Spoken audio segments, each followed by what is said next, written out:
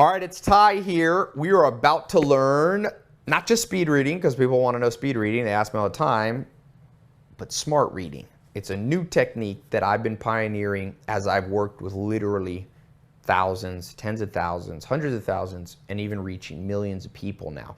So this is kind of a bonus thing that I wanted to do for so long. I'm glad that I've got the time to do. So you may have found me, some of you have bought books from me. You've seen my TED Talk on why I read a book a day and why you should too. Some of you are in the 67 steps system. You're in the investor entrepreneur mini MBA, learning how to grow a business, become an investor and entrepreneur. Some of you are in my invitation only inner circle. Everybody I come in contact with asks me almost always, how can I read more? I think all of us, you and I, both understand the intrinsic value that being able to take in the wisdom, knowledge, and experience of the world's smartest people, whether they be alive and too busy to meet with us in person, or whether they be dead, we still want to know what they know. And you will run into people that say books aren't important. I suggest you ignore those people because there's no evidence that that's true.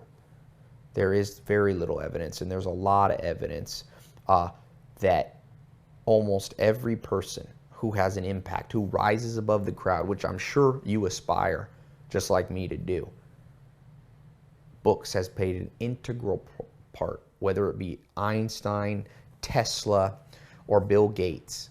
Taking in the knowledge of other people is what Richard Dawkins in The Selfish Gene calls simulation.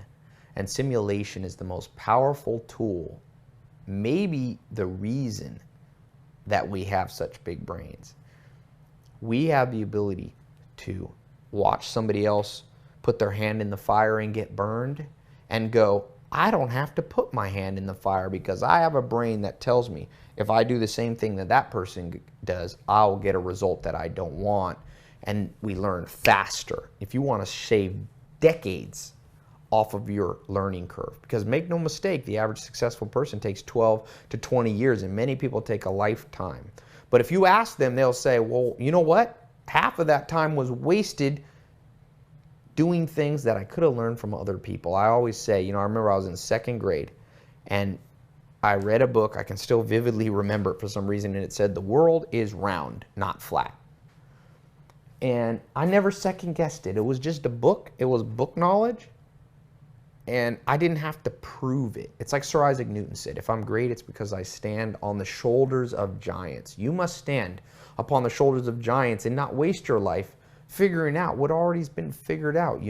If I had taken my life and was on video here and say, guys, I spent the last 10 years of my life confirming and finding some amazing discovery out for myself. What I found out was the world's round, it's not flat. I went for years on a boat and I tried to get to the horizon. I never fell off. So I realized I could go all the way back to my starting point. I did complex math to prove the math, using angles, that the world can't be flat. I went into outer space and looked down and saw the world was clearly a three-dimensional orb, ball.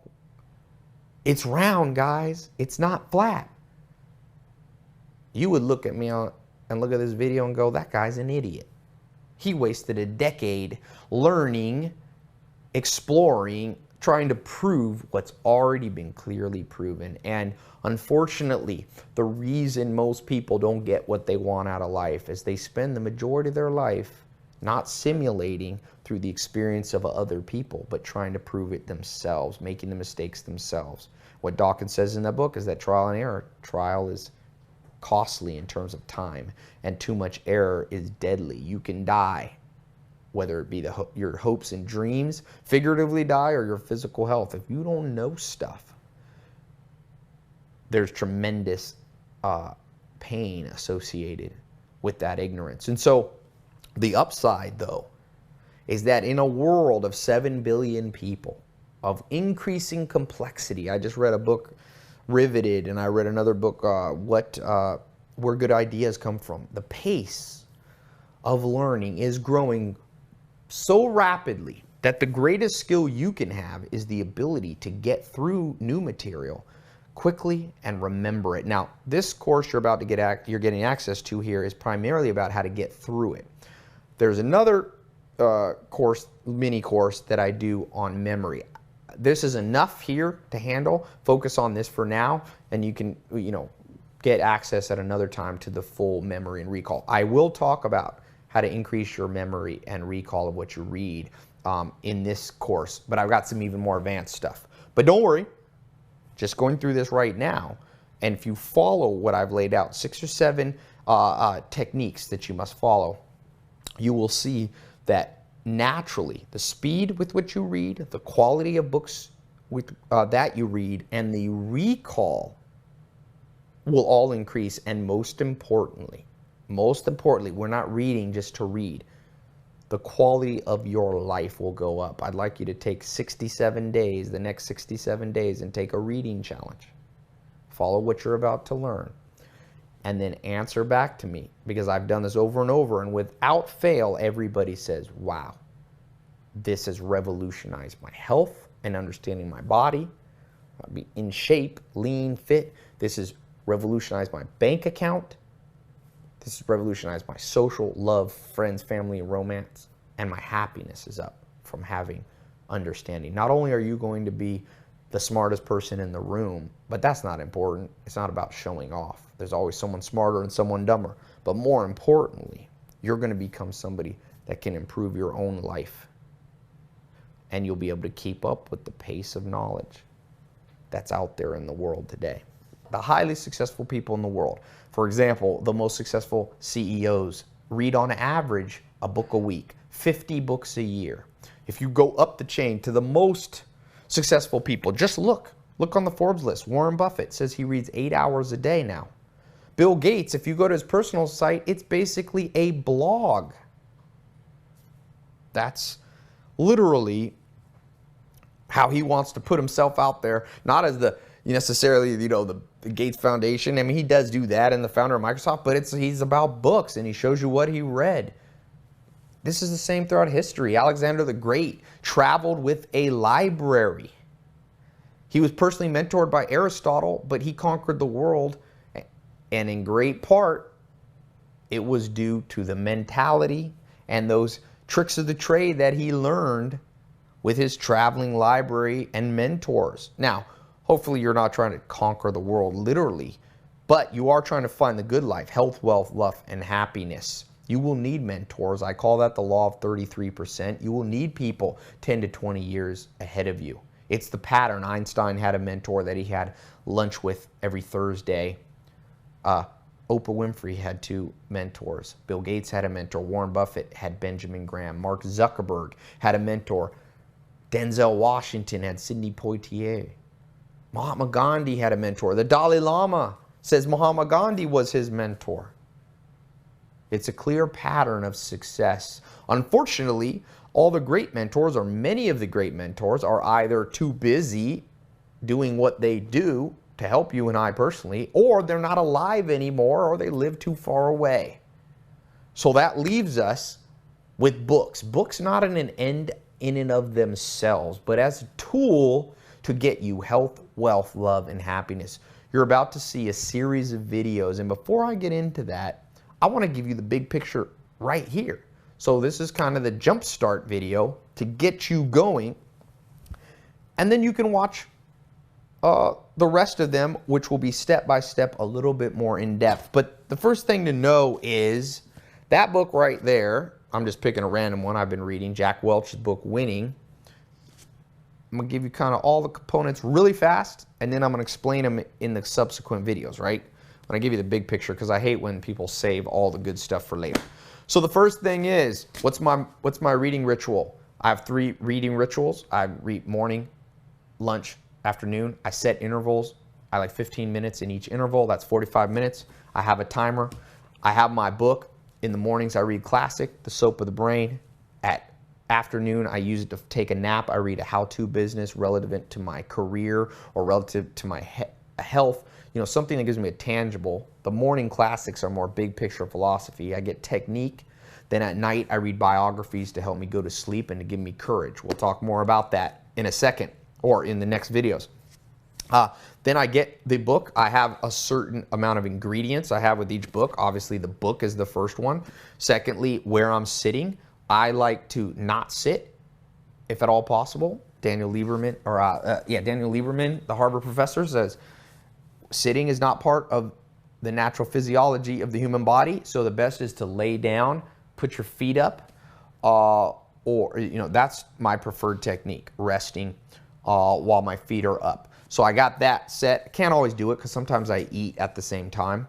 But when I can, like I'm in bed for lunch, taking a nap, or at night, I put my legs up. Then I like to have a bookmark, and I use fancy stancy ones like this napkin that happened to me. I use whatever.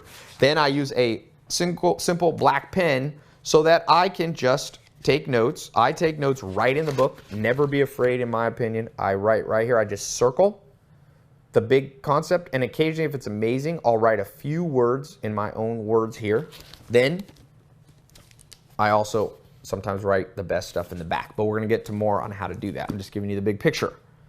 Okay, then I like my iPhone. If it's a great book, I'll buy it on my iBooks too, so that I can take my most important notes by highlighting them with my finger here, and then they're stored forever. So if I happen to lose the book, I'll have them here. That's optional. I'm just telling you what I do, okay? Then I have my timer on my iPhone. You can have any kind of timer, your Android or a real timer. I set it. I divide how many minutes I want to read per day. I like to read 45 minutes minimum a day, so I divide it in 3 intervals, 15 minutes a pop. I set that thing for 15 minutes. I've got this book. Boom. I've got parameters. Now for 1 or 2 seconds, I think, what's the end game goal of reading this book? Okay, I was reading this book because I wanted, like management. I needed how to. I'm hiring a lot of people, so I go in there with intention, and I go, I'll be good to just get one nugget. This guy, Jack Welch, built a company, added $400 billion of net worth to the market cap of GE. I'm not going to learn everything this guy learned in 40 years building a $500 billion net worth for a company in 15 minutes, but I can get one golden nugget. So then I start by the table of contents. I read the nuggets. I read the jacket. I want to know why I should trust Jack Welch. That unlocks the authority bias in your brain, so you'll learn faster. I read the jacket. I read what other people say. Then I start in, after the table of content, I read the first chapter and the introduction. Sometimes they're one and the same. Sometimes there is no introduction. But I find the introduction, first chapter, and then I move to the last chapter. Then I come back to the table of contents and say, which chapter will most fulfill what I'm trying to get? In this case, it was learn about management, and I'll read 1 or 2 more chapters depending on how much time I have. Now, I do know how to speed read, but what you're learning now is what I call smart reading. There is a difference. So, as I go through this, I'm circling relevant things. I'm walking away with it, and I'm not afraid of FOMO. I go, you know what? It's okay. I got enough from this book. You're going to learn how to make a book one of your 150 friends. I talk about that in an upcoming video. I put this thing back on my shelf. I'm now mentally cataloged because I read the table of contents. I will remember if there's ever a time that I need to reread this book, if I need to get some knowledge, and if it's in my top 150, I'll come back and probably read this at least once a year. Okay? So you're about to learn, it's just the beginning, a whole bunch of counterintuitive things that unfortunately you and I were not taught in elementary school, junior high, high school, or university, and we're definitely not taught them as adults. And for that reason, we are held back more often than we realize by the available amount of knowledge that we have. So, I want you to unlock the next set of videos. Just answer this one question I have for you. What's the main goal you want to have from going through this little quick mini video series on how to read on smart reading? So just put it below. Maybe is to read 1 book a week or 1 book a month. It's to read a series of Get Better for University or to learn a new language. What's your one goal? Let's define it, and then let's go through the next videos. It won't take you long. and double down and invest in yourself. Knowledge, like Buffett says, the more you learn, the more you earn. The happier you will be, the healthier, wealthier, more love and more happiness you'll find. And it comes not just, as you're about to learn in the next video, just through book smarts, but it comes through instinctual building of skills, which comes from books, mentors, YouTube videos, audiobooks, seminars, in-person, internships, apprenticeships, all kinds of stuff. This is one of the tools in your tool belt, but remember, it's a powerful one, and one of the most underutilized in the world. You will rise above the crowd if you have this tool in your tool belt. All right, answer that question, what your goal is, and I will see you in the next video. All right, welcome back. So the next step in this smart reading process, not just speed reading, not just bragging rights, but instinctual knowledge going into your head. This sounds counterintuitive to what I've said, but it's not. If you read between the lines, you'll understand what I mean. It's not about how many books you read per se, although volume of books is helpful. But I'd much rather meet somebody that says, Tai, I want you to invest in my business. I say, why should I? You say, well, in the last 10 years, I've read the best 150 books of all time over and over and over again, to the point where I've nearly memorized those 10 most important books about health, wealth, love, and happiness, or those 150 books most relevant to the business. Or I meet some person that says, oh, Tai, I read a book every day. I read, Twilight vampire stories, and I read this. I want a person who's focused on the right books. So it's not only volume of books, although volume is important. If you only read 2 books over and over, I believe that won't give you the breadth of knowledge that you need. You need to be eclectic enough. And I believe, and I've chosen this 150 as the number, not based on my own gut feeling, but based on what we know about the human brain. Now, I've adapted it a little bit and had poetic license, but the original science behind 150 is from Robin Dunbar, who was a sociologist, social scientist, and he basically said the human mind can have about 150 relationships in an optimal setting. That's what the mind, or I should say, that's what our brains are adapted for. Not to say on Facebook you might have 3,000 friends, but if you think about it in a social setting, 150 friends, you also need to keep track of how each of their friends. So 150 friends is more like keeping track of 10,000 webs of 10,000 points in a web of relationships. Now, books, obviously, you don't need to keep track of how one book relates to the other, but I think 150 is a good number. That gives you, if you divide up the books you read, and these are nonfiction books, you could read some, if you like some entertainment, that's okay too, but 150 books, mostly nonfiction, a few fiction, key fiction books, that you compile a list, okay? Now, you can use my list to start, but over time, you can adapt your own. So, should be above this video, depending on where you're watching it, my list of, 100, 150 most important books that I think everybody should have on their bookshelf and read over and over and over again. So, the nice thing about 150, if you divide those books into like 4 categories, okay? Books on health. So, that gives you about 30, 40 books on health. You got to know your own body. 30 or 40 books, and those are books you read over and over and over again.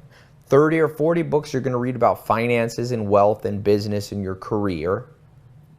30 or 40 there.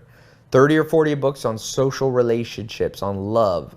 Remember, I was reading Good Science by this Princeton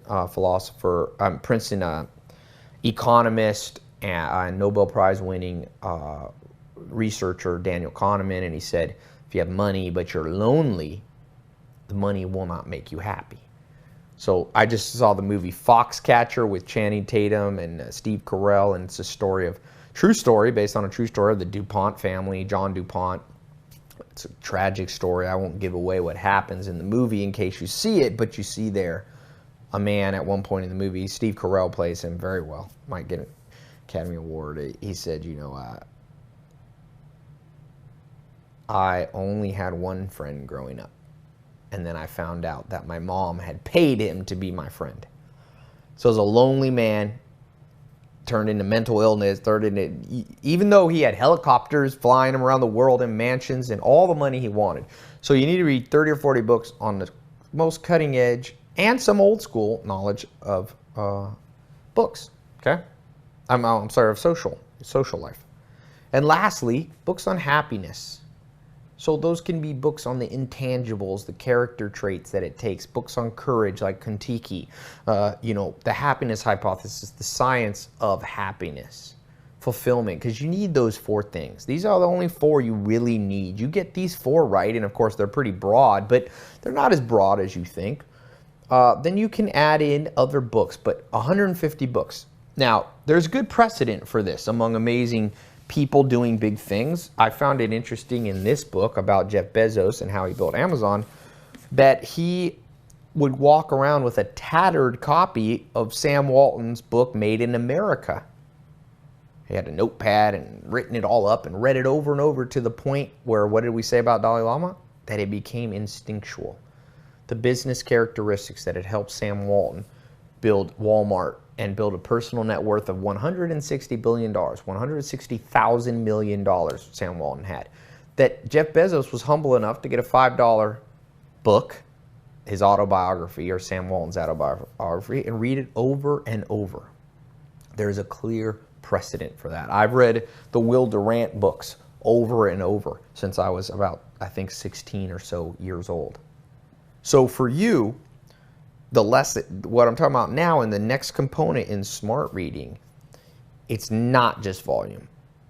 It's repetitive reading. And the way to think about it, or the way I think about it, is what would you rather have? A life where you have 150 friends, business partners, acquaintances, allies, personal trainers, right? And you go deep with them. Like, you've invested in their life and they've invested in yours. And I just had a friend have a heart attack and I saw his Facebook wall, people following up and caring about him. And I know that makes him feel good and helps him recover. So for you, the same relationship must be created with books. We talked about it earlier in the other component, FOMO, fear of missing out. If you have the mindset that you're going to just read a book once and then put it on give it to someone else or never pick it up again, then yes, fear of missing out by doing the smart reading techniques that I've been teaching will be an issue, because you'll go, well, I missed I'm reading the Way to Wealth by Benjamin Franklin. I only got one golden nugget and then I put it down, and what about all the other 10 nuggets? But think about your friend. You meet somebody for the first time. You have a spark of commonality. You see them and, man, this is somebody I like. Think how you do it then. One of my best friends I ever met, Herman. I met him in North Carolina. We were at a party with a mutual friend, Begonia Caballero. I remember her name. And it was her birthday party, and we met, and they were playing board games or something at this party, and me and Herman ended up on the same team. And we started winning because I forget what the game was. We were both good at it. And it was like, this guy reminds me of myself. So then I remember being in the kitchen and we were talking a little bit. And then I don't even think I got his phone number or followed up. But we were just like, hey, it was good to meet you. And I left. A couple months later, I was trying to get in the nightclub business, and I was at this salsa club. Forget the name of it. And he walked in. And I walked up to him and I said, hey, man, you're a guy from the birthday? Yeah. So we slowly built a friendship. The first time I met him at Begonia's house, I didn't bombard and go, give me every piece of nugget that you ever have. What's your name?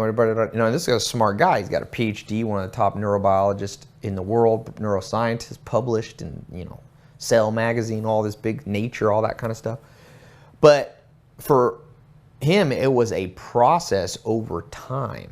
So I want you to think of these very important books, these 150 books, as allies and friends that you will build a long-term relationship. You will go deep, not shallow. And in doing that, you don't have to worry about FOMO. When I met Herman the first time, I didn't have to go, I got to get every piece of info because I'll never see him again. No. over time, you get to know them better and better and better and better again. Alexander the Great conquered the world.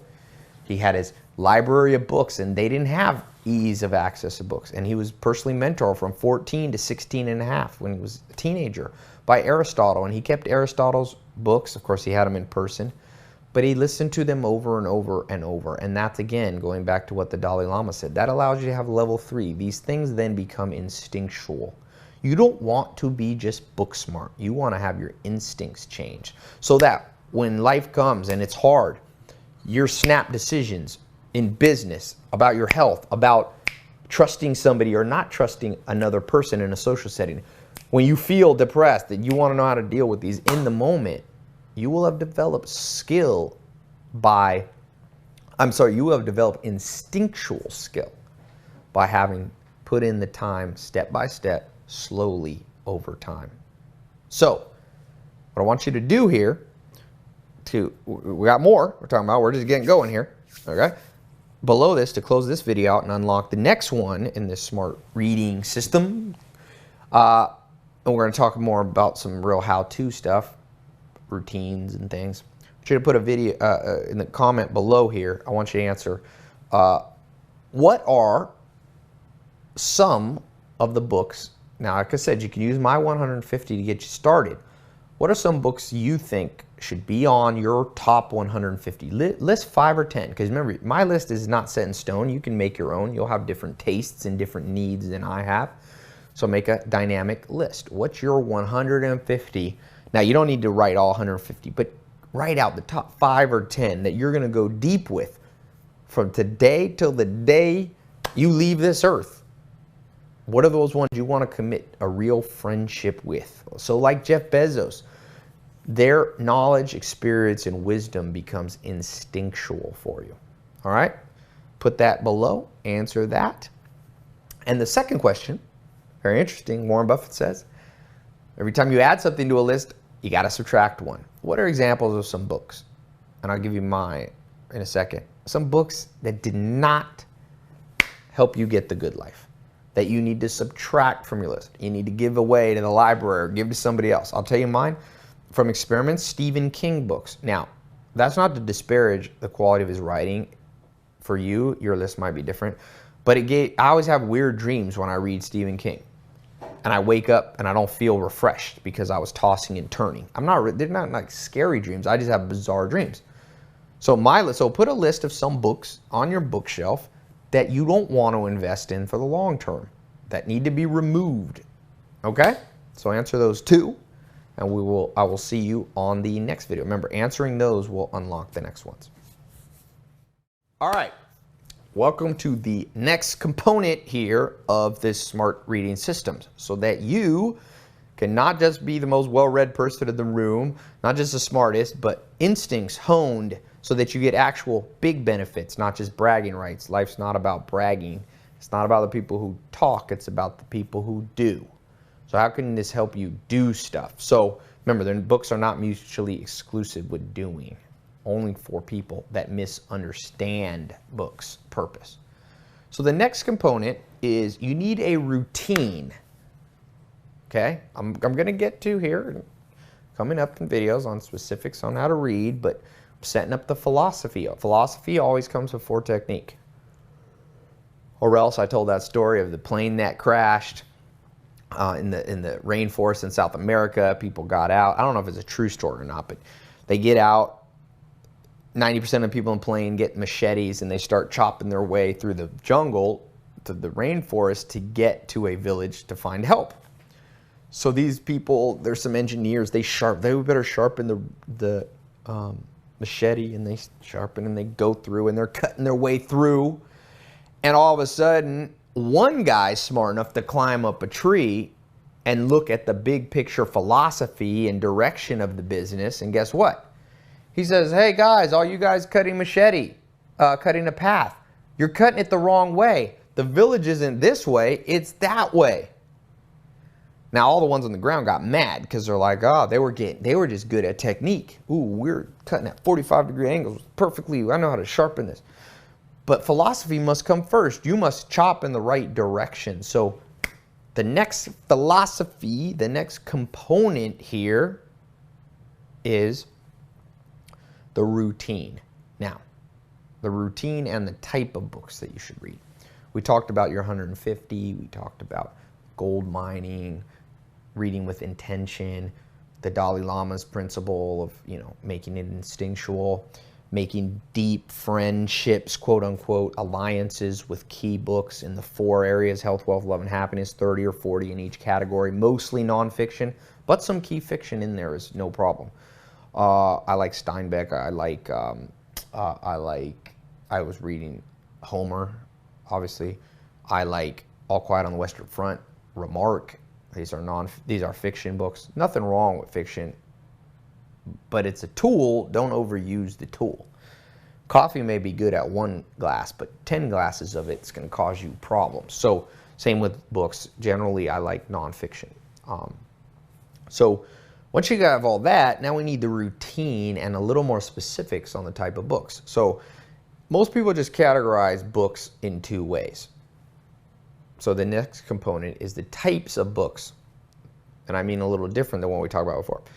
Most people think of books as just fiction or nonfiction, or just categories like health book, wealth book. What I want to now talk about is subtypes.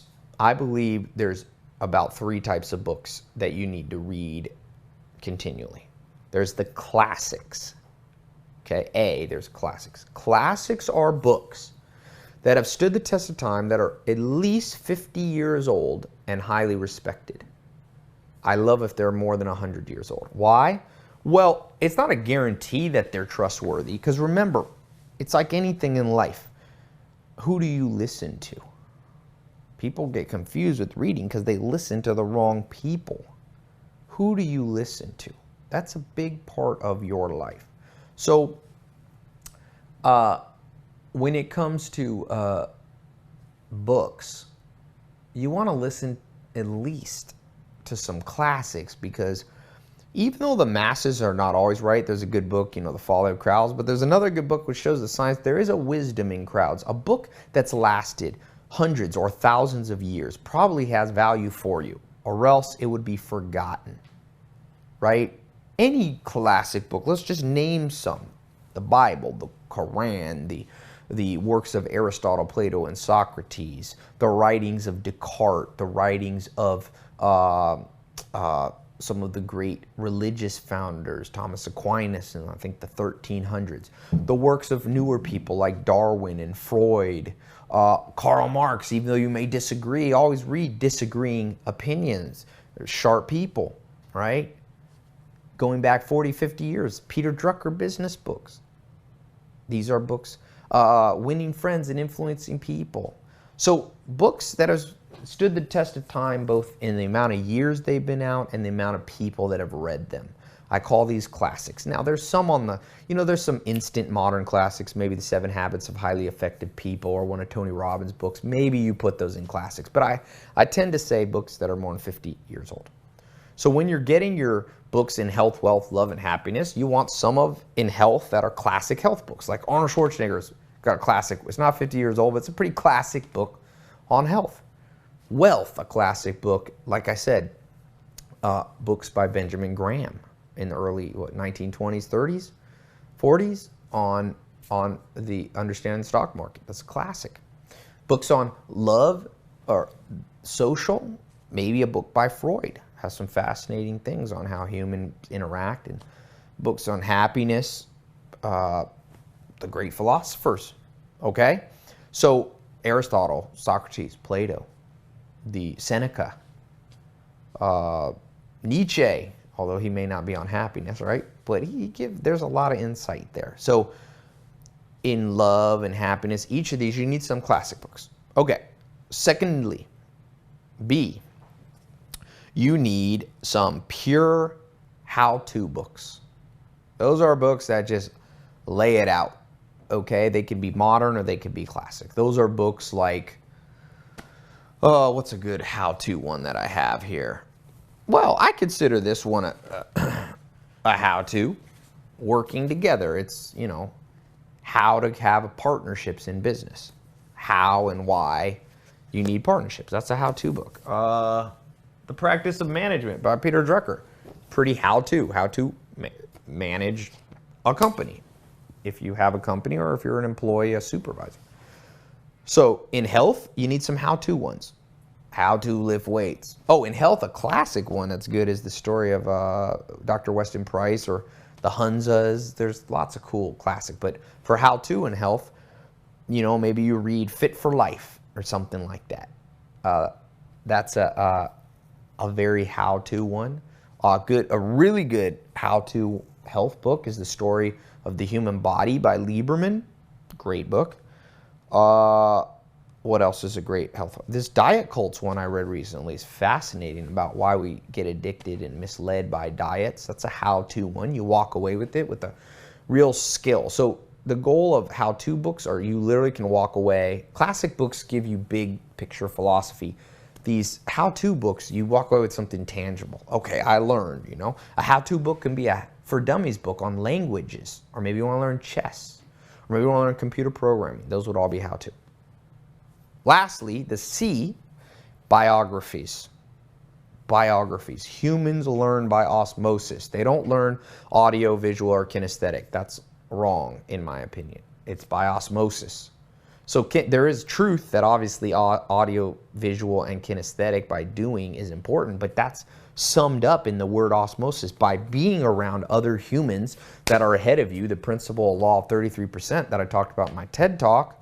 The principle of mentorship comes from day-to-day interaction. Now, there's many great people that you and I cannot be around because they are no longer with us. They're dead for years, decades, or centuries. And so those people we can only get to, they were not around for videos or YouTube. They're only there through books. That's your best bet. So biographies of living, recently dead, and ancient people is a great way to build one of the most important things you'll need in life, which is courage. Courage to rise above the risks to get the reward. The two strongest cognitive biases in your brain that will mislead you, cause you to make mistakes, or cause you to do great things are the control that you have over reward bias and reward and pain, those two. And you overcome reward and pain.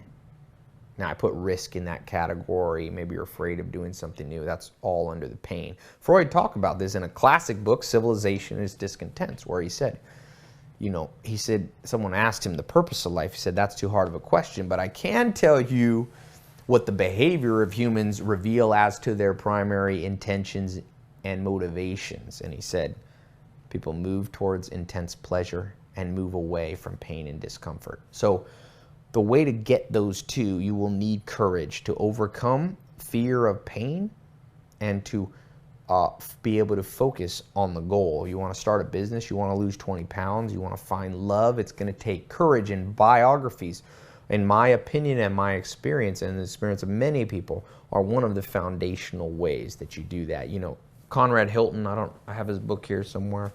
He's the great-grandfather of Paris Hilton. He built the Hilton hotel chain. He says there was a day where everything changed for him. He was 15 years old and he bumped into a book about Helen Keller, a biography about her, how she overcame through optimism the hurdles that she had with all her disabilities, not being able to see, hear, talk, interact with people.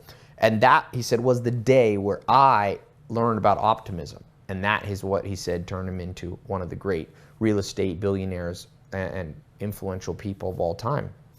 And so that's the pattern over and over and over again as you read people, where they bumped into a person, but if the person was dead, they bumped into a book. And that book propelled them forward and gave them the courage to know someone's done it before. And the flip side, you know, I post, I don't know if you're on my Twitter, I post some daily summaries, and one of the ones that I posted was, you know, it's not as scary to do something, to fail, when you know other people have failed. Now, not that your goal is to fail, but you will have more courage to go, well, that person went through that and they seemed to survive. That person started a business and went bankrupt. Sam Walton, the founder of Walmart, made more money than anybody basically ever in modern business. His first business, after 2 or 3 years, he lost his business because he didn't read the lease correctly. and the business was taken over by the landlord. And he seemed to have done okay. That comes through reading the autobiography of Sam Walton. So if you're petrified of having failure, you go, well, I don't need to worry so much, because even if my business shuts down, there can be a great end result for me in the long run. So biographies. Now, we're gonna end. I'm gonna talk about this because this is kind of a long one. I've got a next video coming up, is how to implement that routine. You need a set routine about those 3 books. So we're going to unlock the next video, very important one. I want you to answer a few questions, okay? What is the greatest classic book that you've ever read or heard about that you want to have in your library? For me, the greatest classic is the Will Durant series, The Story of Civilization. What's yours? It's a book, stood the test of time, should be at least ideally 50 years older or older more, and many people have read it and liked it, obviously. The second thing is, what is an example of a book that is a how-to book? The best how-to book. I'll tell you mine, it's Peter Bevelin's book, A Few Lessons for Managers and Investors or something. A Few Lessons for Managers and Investors, I think. It's a how-to short book. It's the best book I've ever read on understanding money. That's the best how-to book for me. What is yours? Put that below this video in order to unlock the next video. Third, and lastly, what is the best biography that has instilled courage in you to overcome the risks and the potential pain to get the rewards that you've wanted in health, wealth, love, and happiness in your life? What is the big one? For me, in terms of biographies, there's many, and it changes over time. Recently, one of the great biographies I've read is Kon-Tiki, and that's, you'll see on my list. It's the story of Thor Heyerdahl, the Norwegian explorer who had the courage to float on a raft across the Pacific Ocean. I've been on the Pacific Ocean in a big boat. It's a very scary ocean, and he went across in a raft, and I realized if that man could do that and his team, then probably everything I do that quote-unquote takes courage pales in comparison. There's many biographies. So answer that. Then I've got a very important thing on how to begin now as we get through the philosophy to actually implement the smart reading technique that's going to revolutionize your life. Trust me, books have tremendous power, not because they're books, but because the more you learn, the more you earn, not just financially, but in every other area of your life. So answer these 3 things, and I'll see you in a second on the next video. All right, so we've laid the foundation. We've got philosophy. Now let's get to some how-to stuff.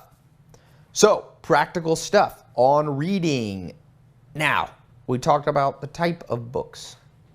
We talked about the 150, the golden nugget, the focused reading, all that stuff, the Dalai Lama's principle. Now, how do you do it?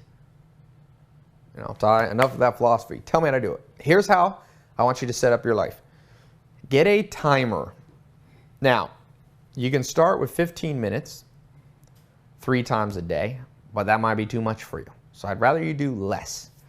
So figure out how many minutes a day you can realistically devote to reading, just like working out or playing basketball or sports or whatever you do, or jogging, whatever you do to keep physically healthy. We want the mind healthy, okay? So what is the first, what is the time you can devote? So let's say it's 15 minutes a day. For me, it's 45 minutes, okay? So I divide it by 3 and I get 15-minute chunks that I'm going to read in. For you, I'd rather you commit to 6 minutes a day and stick to it, okay? 6 divided by 3 is 2-minute intervals. So you're going to just divide it morning, afternoon, night. That's it. So if you devoted 6 minutes a day to reading, divided by 3, that's 2 minutes in the morning during breakfast. I always like to do it during meals or close to meals. You don't have to. 2 minutes in the afternoon and 2 minutes at night. 6 minutes. Okay? For me, it's 45 minutes a day, so I do 15 at breakfast, 15 in the afternoon, and 15 before I fall asleep. So the way you do it, what I like to do, and I recommend start with my way. You can tweak it as you find what works for you. In the morning, I call it the soap of the brain. The soap of the brain, you're going to be cleansed from all the consumerism that's in the world. The average human, you and I, see at least 2,000 advertisements a day. People trying to get us to be the sucker and buy their stuff. It's too much. So the classics in the morning. You read a great work by somebody who stood the test of time before we were in a modern commercial consumerist world. So this morning I read Homer. The day before I read Gogol. He wrote The Overcoat. He's a Russian writer. I read Poincaré, the mathematician. I read Freud. There's some good books. There's some classic series, little volume sets you can get. I've got a few different ones, the Yale classics. There's a couple different ones. But there where you're at breakfast, you set your timer. If you have an iPhone or an Android or something, if you set devoted to 6 minutes a day, then you set it to 2 minutes. You grab one of your classic books, whichever one's on your bookshelf. Hopefully you're ordering them from Amazon or wherever. You get the book and you go, you know what? I got 2 minutes. My goal today is I'm feeling a little depressed. I need some happiness. You scan the book with intention. Now, sometimes the book won't have it. If you're looking for happiness, you may not want to read Dostoevsky or one of the more depressing writers. So you pick your classic book and you go, I need soap for my brain. Just like you take a shower in the morning if you've been out, or at the end of the night because you're dirty, you need to cleanse the mind. And the best way, set that timer, whatever it is, your interval, 2 minutes, boom, 60 seconds, done. It's kind of like doing one set of exercise. So I like to do classics. This morning I did 15 minutes. I read Homer, Odyssey. Then lunchtime. Now what I like to do, if you take a nap, which is one of the greatest things you can do for your health, Ben Greenfield, the best-selling author, Beyond Endurance, he and a friend, mentor to me on health. I help him with business. He helps me with health. And he says, my biggest mistake I made was not napping enough. He was a top athlete, or is a top Ironman type athlete. So you can incorporate, you can get a win-win Pareto efficiency symbiotic experience by taking a book. When you're done eating, you'll be a little tired at lunch. Even I was in Germany, one of the top business guys there with him, Norman, and he has a little nap room in his office. And I took a nap. It was great. So grab your book, and in the afternoon when your brain is kind of, you're in the full of the day, I read my how-to book. So I'm reading, where's the one? I'm reading The Winning Book by this guy, Jack Welch. So that was my 15-minute how-to book. I was focused on just some management tips, managing people. I've got a lot of people I'm hiring for different companies I own. So that was the takeaway. Okay, that's lunch. And a lot of times it will help you take a nap. So if you're going to do the nap thing, what I do for me is whatever my reading interval is, I add 20 minutes to it, because it takes me 5 minutes to fall asleep. And if I sleep longer than 15 minutes, I feel groggy. So if I've set myself for 15 minutes of reading, then I'll set my timer. I'll have 20 minutes plus my reading interval. So that's 35 minutes. 20 plus 15, 35. If your reading interval is just 2 minutes, then you could set your timer to 22 minutes. It gives you 2 minutes to read, 5 minutes to fall asleep without pressure, and then your sleep. See, I don't always fall asleep exactly, but I found if I sleep 5 to 15 minutes, I feel very alive. So, and I got my how-to in. Okay? You can do it at work, you can do it wherever. Get in that habit. I was reading Hillary Clinton's book, talking about top executives, presidential level people, and they're like, you got to learn to nap. Well, one of the great basketball players, I think Kareem Abdul-Jabbar, he advised Magic Johnson, you better learn to nap in this business. You're going to die. So you want to do big things, use this symbiotic napping / how-to. Thirdly, and lastly, at the end of each day, I believe the best way to fall asleep is reading. In the Story of the Human Body, Lieberman, the Harvard professor, also talks about how just laying in complete quiet is a reason he believes a lot of people can't sleep well, because he said our brain's not adapted over generations and thousands of years to work that way. So a little bit of distraction, and I have no problem sleeping. I've always read, and I believe you should read a biography at night. So you notice, if you choose to adopt my way, you're going to have 3 books open at any one time. Now remember, it doesn't have to be new ones. You can do this, the same 3 books for the whole week if you want. Generally, the classic book, I will rotate a new one every day. The how-to one, I might, because in 15 minutes, I might not finish it. The biographies, okay, at night, I tend to read the least speed reading, okay? So I'll talk about that. I'm going to talk about that now. So this is the routine. Next video, I'm going to talk about how to read different books differently, okay? It's a very common question, the SMART technique. You can't read all books. You can't speed read an autobiography or a classic book in the same way you might read a quick how-to book. So this is the routine that I want you to think about. I want you to just try it as an experiment, try my way, tweak it to suit your needs best. So below this video, I would like you to put just 3, I would like you to answer this first question.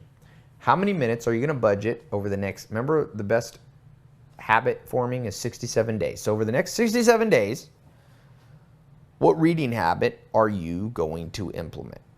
For some of you, hopefully all of you are in the 67 Steps program. If you're not, it's above. It's about how to rewire your brain for success, 1 video a day for 67 days, but you can, alongside it, set a certain amount of minutes. I recommend at least 6 minutes a day at a very minimum.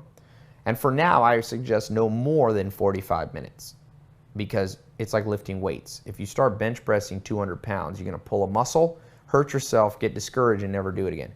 So if you set 6 minutes, then that'd be 3 intervals at 2 minutes each. If you're going to do 30 minutes, 3 10-minute intervals. 18 minutes, 3 6 minutes. Keep it, if you've got to err on the side, it's better to do less reading, more consistent, because over the next 67 days, you'll literally change the neural pathways. Dr. Sean Molan talks about an inheritance. You'll literally rewire your DNA, not literally, but your DNA will activate, or your genes are dynamic. New catalysts, enzymes will be activated that change your patterns. That's what we want to do in 67 days. So pick a low number. So what's your number? 3 intervals of how many minutes? Okay, the second question is, are you going to try the nap technique? Okay, and how many, if so, second question is, how many minutes does it take you to fall asleep on average? Because you got to add the reading time to that. So if it takes you 10 minutes to fall asleep, then I recommend you set your timer to 25 minutes plus your reading interval. So I believe a 15-minute power nap, I've read, is a very powerful one to start with. You can tweak it. So if I sleep 30 minutes, I feel groggy. So for me, it's like 5 to 25 minutes, and I average that to 15. What's your amount of time you want to sleep? How many minutes it takes you to fall asleep? And then add the interval, and that's what you need to set your timer to at lunchtime. At nighttime, do you have troubles? This is the third question now. Comment. Remember, you got to answer these to unlock the next video. What is your biggest problem sleeping? Okay, and do you think reading a biography at night will help you? Let me just add, the biography at night should be not too like scary or something. Ideally, it can be even teeniest bit boring, will help you sleep. Remember, books can help you set routines also. So unlock this, and I got a couple more videos for you. We're gonna get to a powerful one on how to read different books, smart. Different types of books must be read differently. Let's get some more technique going, all right? See you on the next video. All right, welcome to the next video. In this one, we are going to talk about a little more technique. We've gone through lots of stuff, some philosophy. We've hit on the routines and the timing intervals and the 3 times a day and the types of book. Now let's talk about the common question that I get. Tai, do you read, Shakespeare with speed reading? Do you read biographies fast? Do you read how-to? Okay, so here's the basic rule. Remember we talked about 3 types of books, classic, how-to, and biographies? Okay, here's the order of speed with which you should try to read. The fastest would be the how-to books. The classic books, a little bit slower, and the biographies, you read the slowest. Why? How-to books generally, now this is a really good one, but a lot of how-to books only have 1 or 2 relevant points for you. The rest is fluff. The publisher is not going to accept a book from an author with 10 pages, right? Even if they only have 10 good pages of information. So they got to put, you know, they have to just say lots of stuff and stories and da-da-da and da-da-da to fill up the pages so they can sell you the book for 20 or 30 bucks. But if you whittle the book down, a lot of it's just anecdotal stories backing up the central thesis of the book. So in a how-to book, you just need to figure out the central thesis and just the part of the central thesis relevant to you. The rest, you know, they're only going to put in stories that back up their own central thesis. So it's not like you're reading a debate type paper where maybe you're going to get new information. No, the information is going to back the central thesis. So that one you read the fastest. When I'm reading in the next video, I'm going to show you some actual techniques on how to read real fast. So, you know, when I read this book, I can read this one fast. It's pretty big type. It's a how-to book. Mostly it's 350 pages. I mean, this one I might be able to knock out in 5 to 25 minutes, depending on how focused I am. I'll show you how in the next, coming up. So, the how-to books I read pretty darn fast. I read them when I'm lunch, falling asleep. It works out pretty well. Classics I read the next, because depending on the classics, like I was reading Homer, sometimes I can read that pretty fast, especially if it's in a version where the English is a little more plain. Shakespeare, a little bit slower, obviously. Darwin and Freud sometimes spoke very clearly. I find some of those great classic people to be very clear. Obviously, some philosophers, if you're reading Wittgenstein or some of these, you know, guys where you're blown away by the complexity. What's the one guy that's so complicated? Oh, I forget. There's one philosopher, a German philosopher that's, Heidegger. Those kind of guys, obviously, you just happy to understand one sentence. But for the most part, classics are read at a moderate pace. So what I generally look for is just reading one section of them. If I only have 15 minutes to read, I'm just going to read one section of that classic work, okay? But you can generally, a good bit of them you can move along nicely. Lastly, the biographies. The reason that I don't want to read biographies too fast is multiple reasons. Remember I said the first video, you got to have the, you know, the first step here. You have to have end game to every action that you take, because, you know, some of you I hope are in my the 67 steps, and some of you are in the more advanced business thing, where it's called my you know, investor entrepreneur mini MBA program. It's for people trying to grow a business, become an entrepreneur, you know, get $1 million business, make 6 figures, make financial independence. And there I talk about that you have to be an investor. And so investors always have what Stephen Covey in the 7 Habits of Highly Successful People talks about, the end in mind. As Seneca, the philosopher, said, the worst thing in life is having a goal and getting it and realizing you didn't want it. Joel Salatin used to say, Tyler, the worst thing is getting good at the wrong thing. So when you read an autobiography with the goal of speed reading it, forgetting that the goal of the biography is to give you courage through a human story that you can relate to, well, then you're doing it all wrong. But once you know your end game goal for a biography is that you intimately being able to almost project yourself into their life, then you want to read it. Then you want to stop and smell the roses and read the descriptions where they talk about, you know, their mom and walking down the street and the flowers. That is the book you read the slowest. And also, since we said the symbiotic end game goal is to fall asleep, you don't want to be too intense late at night reading and, you know, intensely going. It's too much. And you will, both of the end game goals will go down the tube. Okay? So I think it's very important that you set realistic goals for your reading. You are not going to speed read. Yeah, let me add. You're not going to speed read a biography, but the next component is some people ask me the complexity of books. So there's an element of complexity that has to be factored in. In 15 minutes, you will not read Schopenhauer, Heidegger, or Karl Marx, or Descartes. You're just not going to. So there you got the same amount of, it's kind of like money. If you go to Beverly Hills and you have a $100 bill, you just know you're not going to get as many clothes, but you might get one really, really nice thing on Rodeo Drive. You know, you go there to Rodeo, it's expensive, but you get stuff of value. So these books that are a little deeper, a little more meat, a little more complexity to them, you will not get through the volume, but it's made up, if you're reading the right book, it's made up with density of knowledge. Does that make sense? So very important that you look at the ratio, and the only reason you can read this so fast is because the density isn't always there in how-to books.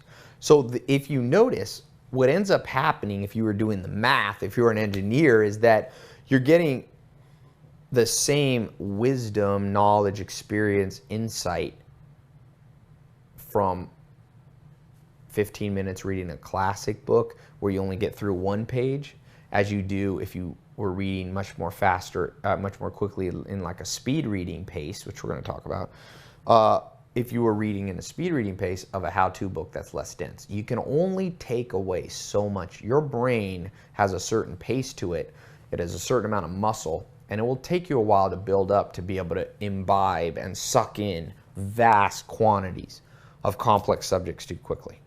So at the end game, the pace, the parity is pretty much there. You're taking in only about, a spoonful. When you're going to first start this, you're going to be like a baby. It's like a straw, right? It's like a pacifier. It's like a one of those sippy cups.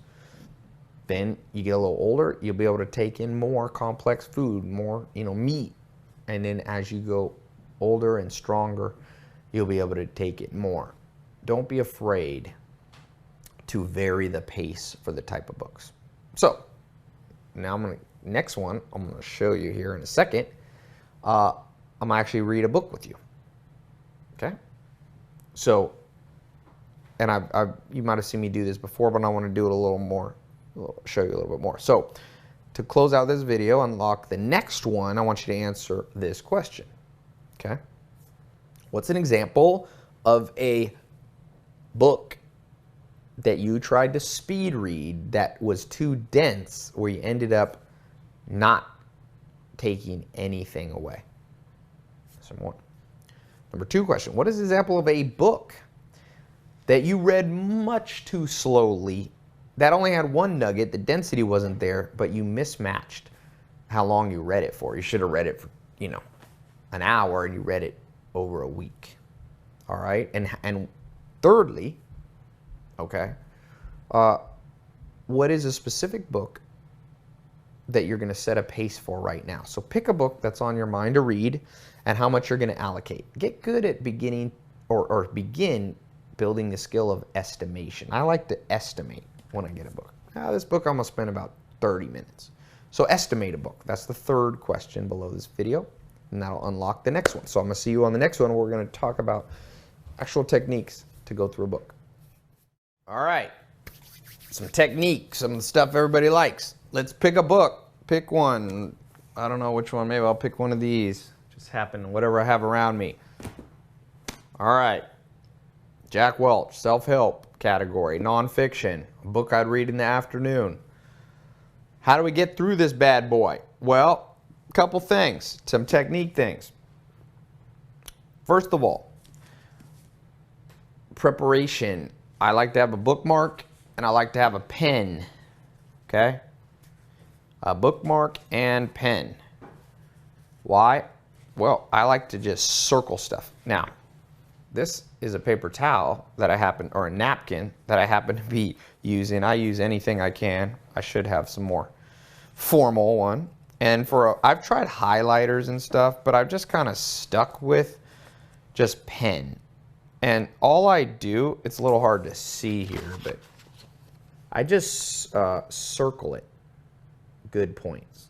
That's it. I used to write in the back of the book. You can do that if you want, but I found just circling, because then if you want to look back at the notes, you just flip through the book and you can see if you use a bright black ink, you know, it's relatively helpful. So,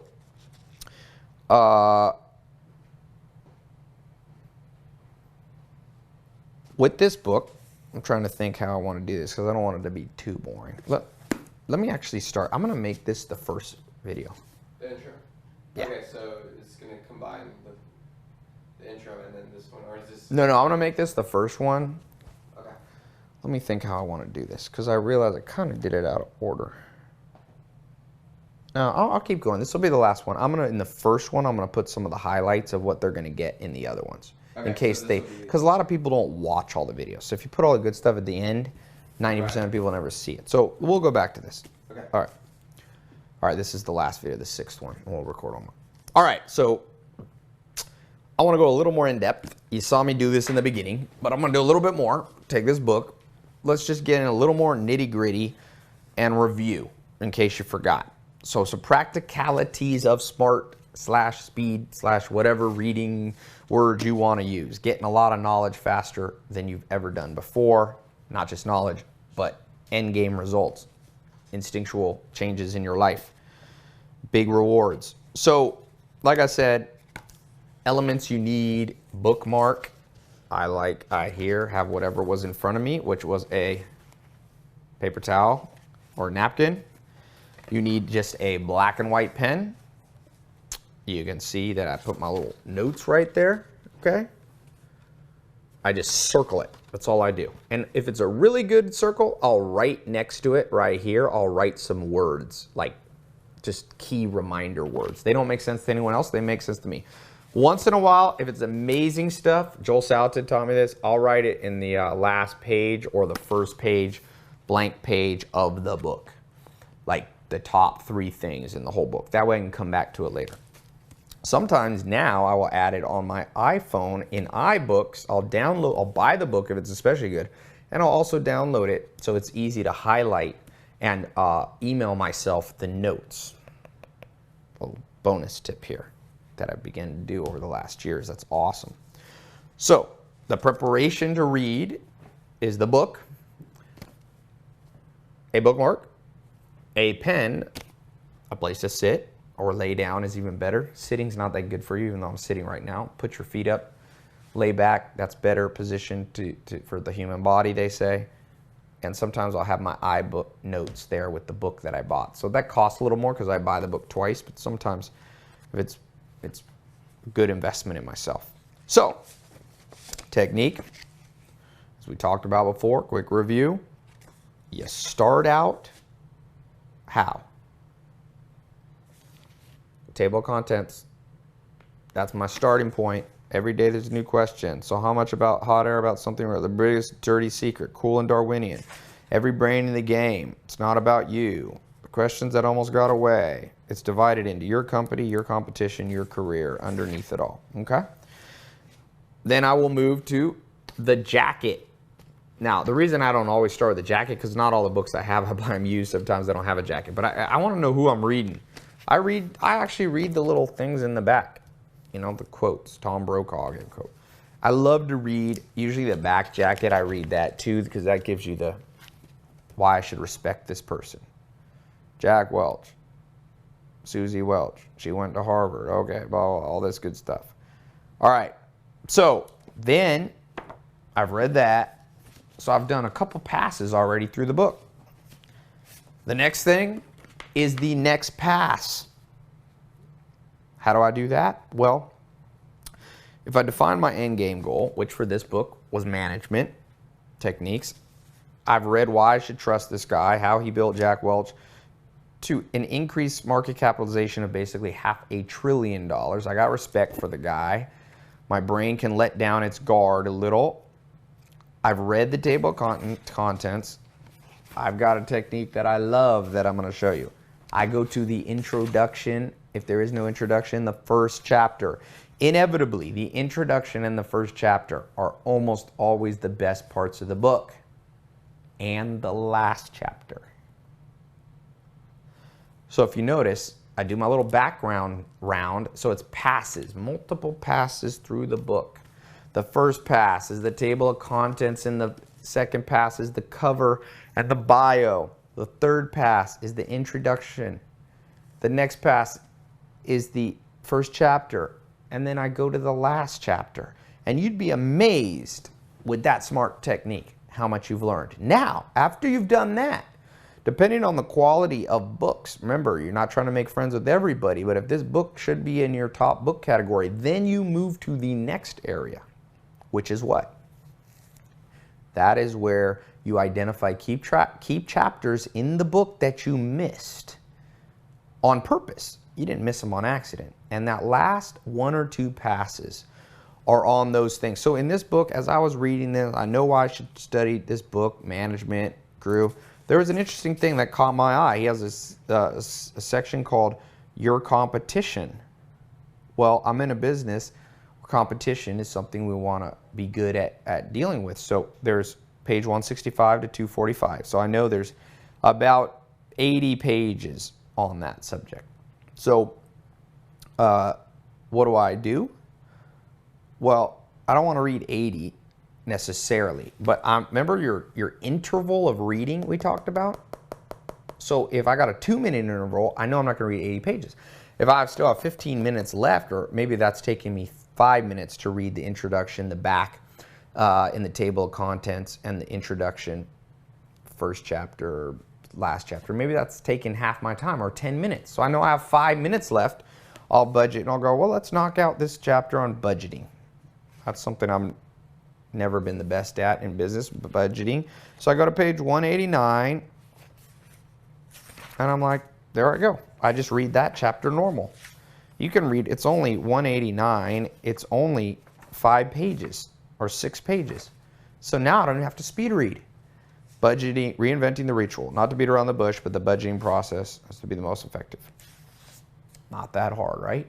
Now, we talked a little bit about this before, so let's go a little more advanced. How am I actually reading? How are my eyes moving? So I tend to be a little more normal than you would think. I tend to read from the top to the bottom, the left to right. I don't totally read out of order. But like Jeff Bezos talks about in Everything Store about him, I do not always follow that pattern. There are plenty of times, about 30% of the time, where I read just boom, out of order. And then my brain, over time, has gotten used to this, and yours will too, of being able to piece it together. So in general, I'm reading in order, but not always. If a book is like this, per se, and has like little bullets here, and where's the other one here? Then I always read those first. Leaders celebrate. And then he wrote, work is too much a part of life not to recognize. So I'm like, okay. Celebration. Huge. Hierarchies tend to make little generals out of perfectly normal people. So I piece together. And now the reason, so as you're moving out of order, sometimes realize it's going to tax your brain. And the reason I told you at the beginning that I'm not as big of a fan of speed reading is there is a certain, only a certain amount of information you can cognitively imbibe at once.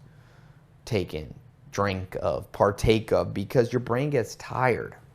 So that's why I tend to read in the natural order, because if you begin to read out of order, even though there's some speed advantages, you're actually burning through the fuel in your mental gas tank a bit faster. That's why I said I don't recommend that any weird techniques, any super out of the ordinary. You know, there's techniques of only reading the first word of each paragraph and the first sentence, and I do those at times, especially if a book is not very dense and I really need to get to it. But I avoid those somewhat because I found then I get too tired to remember what I read. Now, I'm not going to talk about it in this one, but I've got a special thing on memory. So depending on if you have access to that, you'll be able to see memory techniques on reading. So I cover that in a slightly, because there's a lot of stuff about memory on, because I get that asked a lot. How do you remember what you wrote? What we're talking about in this little mini class that you're in these lessons is the specifics on reading. If you do this right, let me say, the recall, you've done 80% of the recall battle because you're not trying to take in too much. You're reading with focus. You're reading with intention. When you read and don't tax your brain too much by reading in crazy patterns, you know, some speed readings are like, oh, you just read with your fingers like this. And I've done that, but I've found you still can only take in a certain amount of knowledge. So your memory will go up in the way that we're talking about now. So to review, just to make this clear, you make multiple passes through the books, focusing multiple passes. You focus on those things that people often overlook, which is the table of contents, which gives you the map, and the jacket, which often gives you the authority to release your brain to go, this is a trustworthy source, because you read about the author and you read praise for the book. Now, assuming that it's not a, you know, they're not tricking you, but this book, you know, they don't have reviews from people that I don't respect, but this guy has Jack Welch, Bill Gates, I'm sorry, he has Tom Brokaw, Warren Buffett, Giuliani, Bill Gates, Fortune Magazine, Business Week. So that literally is an important step to get that authority, or should I say permission, from your brain and give it to the author. That helps you. Then I get to that introduction and first chapter, and then I get to that last chapter. Then the sixth step is I come back and I isolate, depending on how much time I have left, I isolate 1 or 2 chapters I'm going to focus on. And then lastly, if I still have more time to go, I'll kind of find a place to start, maybe back in the beginning, or maybe I'll go to the next chapter. So those are 7 kind of components. There's no exact science. You're going to refine this a little bit your way, a little bit that way. You're going to be a little bit wanting to be like, no, Tai, I don't want to do all that. Don't get rid of all 7 of these. You might skip one of these steps. Maybe you don't want to read, you know, just first and the last, or maybe you want to skip the table of contents. I recommend, for now, try all 7 of those angles to the book. For now, try not to go crazy and do weird techniques and little, you know, people have special devices and apps and eye training things. And that's all good, but remember, you're not, this guy has 50 years of business knowledge. I'm not realistically going to get it in one 15-minute interval, although the more you lift weights, the stronger you'll be with your body. And in the same way, the more you do, the more you'll be able to absorb. You'll be surprised doing this for the next 67 days. At the end of the 67 days, how much more you will be able to take in 15 minutes, or maybe your interval 6 minutes a day. Once you get done with these 67 steps, these 67 days of reading, I want you to up the interval a little bit. Don't go crazy. As Charlie Munger says, step by step you get ahead, but not necessarily in fast spurt. He starts by saying, go to bed a little bit wiser than you were before. Step by step you get ahead, not in fast spurts. You don't need to try to bench press 500 pounds with your body or with your brain on day 1. Bench press 50 pounds or 5 pounds if you're that weak. Read 1 minute a day. Move to 2, move to 6, move to 12. Try to get to 15 minutes. 18 months from today, if you're starting today, I'd like you to read 15 minutes 3 times a day. That's 45 minutes a day. But not today, not tomorrow, not next month. Do it in 67-day increments till you slowly build up 18 months from now to being a machine. If you read 45 minutes a day in the techniques you have learned today, you will for sure be able to get through 50 books a year. And you'll probably be more like 100 books a year. That means 1,000 books a decade. Now, or I should say, it might not be 1,000 new books, but it'll be 1,000 passes through a book per decade. Some of them will be repeat books on your 150. But of course, your 150 book list is always being revamped and a new book dropped in and a new one taken out, better replaced with this, that, and the other thing. So over the course of your life, your career, the prime of your life, you will get through vast quantities of knowledge. You will skip the trial, tribulations, and errors that so many people make. You will make some mistakes. You will make errors. That is the human experience. But like Charlie Munger says, you'll make less than most people. You can maybe avoid the big painful ones. You can maybe build, like Sir Isaac Newton said, if I'm tall, it's because I'm standing on the shoulders of giants. So I hope this has been helpful. There may be a day when I see enough people a need for even more advanced reading one. What I gave you today, even in this video here, was 7 kind of fundamental building blocks, because there's no reason to show people how to bench press 500 pounds if you're not bench pressing 100. But soon I'll release one. It'll be advanced. It'll be a little more page to page, me showing you some techniques. This is enough. I've already, implemented this, and it's amazing to see people go, wow, this is working. I'm doing 7, I'm reading just front chapter, back flap content, last chapter, and a few chapters in between of these how-to books. I'm getting so much. I'm reading and taking a nap and learning skills. I'm getting some classics that are cleaning up my brain, getting great thoughts, the greatest thoughts in history in my brain. At night, I'm falling asleep better, and I'm getting courage and having better dreams and waking up with ideas. That's another thing that'll happen. I didn't mention that. You start to get cool ideas because you slept on stuff that was rewarding and an investment in yourself. So to close this out and close this series out, I want you to answer a few things. Number one, and this sounds a weird question, are you willing to commit to do multiple passes through a book? I talked about 6 or 7 passes through a book. It's going to feel so unnatural because no one ever told you that. They just told you read a book from start to finish. But that's not a rule of nature. It's not a law of physics you must conform to. It's not a law of gravity. No rule that I can't read a book however I want. So are you willing to commit for the next 67 days to read a little bit unconventionally? That's the first question. You can say yes, no, and write a little bit about your thoughts about that. Number 2, are you willing to commit to 67 days of doing this to rewire your brain? Say yes, and maybe say a little comment. What do you think will be easy? What do you think will be hard? Number 3, are you willing to then have an 18-month time frame? And in that 18 months, you'll step by step, 67 days at a time, slowly ratchet up the amount of books that you read. Say yes or no in the third question, and your thoughts about what it's going to take for you to actually do that. Maybe you need to buy some more books.